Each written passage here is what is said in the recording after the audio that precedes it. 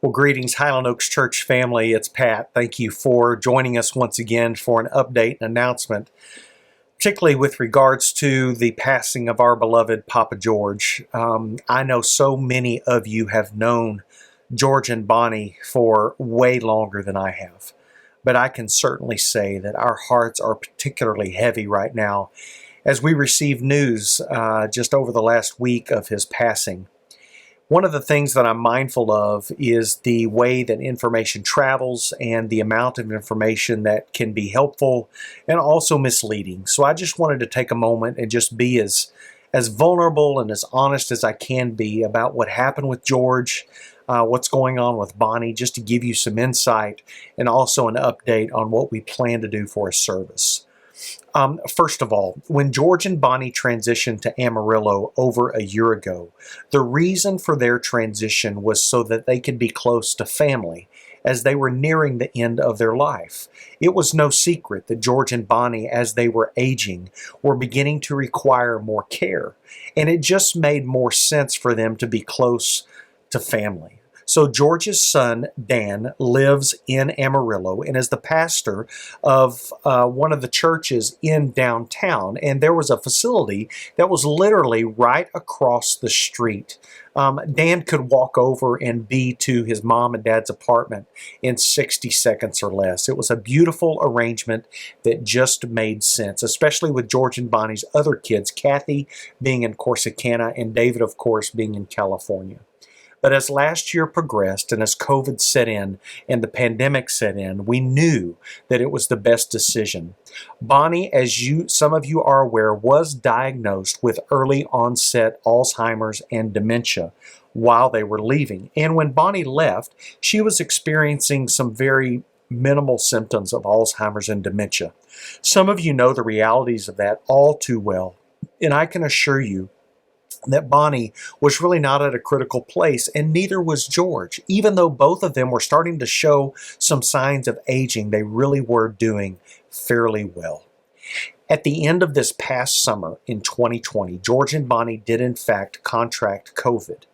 They stayed isolated, they stayed quarantined, and both of them fought through COVID like champs. But as the winter months began to progress, and as the isolation began to grow deeper and deeper, George just simply began to get a little more depressed. And he was also diagnosed with Parkinson's disease. Parkinson's is an interesting disease that takes a toll on people in different ways. For some, Parkinson's can last for years, several years in fact. But the older someone is and the later the diagnosis comes, the faster that person usually deteriorates. So as Papa George fought COVID and was battling Parkinson's, depression began to set in, and then the day after Thanksgiving, according to Dan, they saw some significant decline in some of George's health. Dan thinks that George experienced several mini strokes the day after Thanksgiving. And in between Thanksgiving and Christmas, there was significant decline in George's health.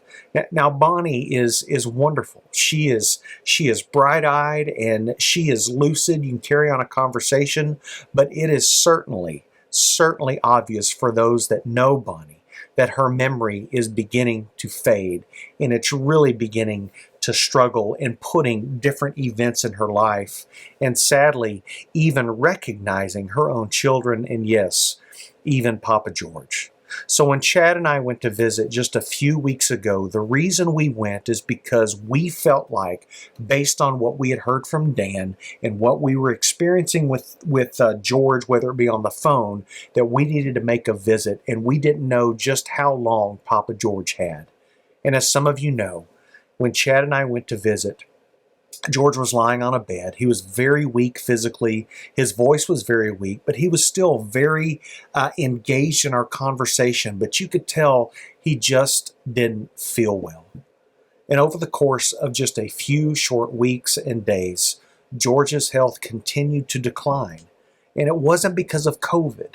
It was because of Parkinson's. And it was the Parkinson's that Dan and his family, and I believe that the doctors will ultimately declare, was the reason for George's passing. So I just wanted to let you know that George did not die from COVID. George died from Parkinson's. George lived a long life. He prepared his entire life for this moment. And Bonnie is doing really well right now. And it's a blessing to know that Bonnie is not fully aware cognitively of all that's going on. Dan also wanted me to let the church family know that there is a great possibility that Bonnie will not be at any kind of service. It's just too much for her to travel right now. But the family will be here in attendance. The family desperately wanted the service to honor George Baker to be held here at Highland Oaks. This has been his home for over 80 years.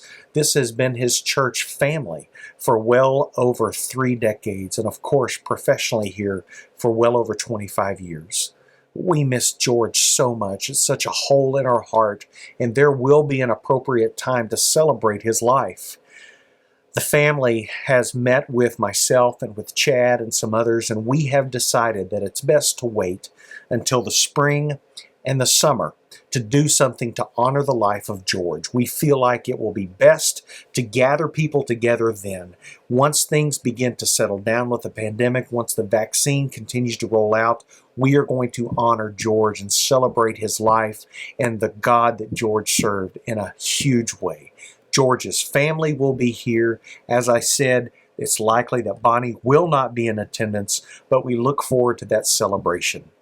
In the meantime, this next week you are going to receive a link to a website where you can begin to send your tributes, your words, your memories, even your photos or videos that you have of Papa George. It'll be a helpful way for you to process your grief, and I hope that you'll participate in that as we help walk alongside this family and also walk alongside of each other as we have lost such a dear friend, shepherd, and pastor. So as you go throughout this week, just don't forget what Papa George stood for: love. And let us love each other well and love the God that George served so well. I love you, and I look forward to seeing you on Sunday.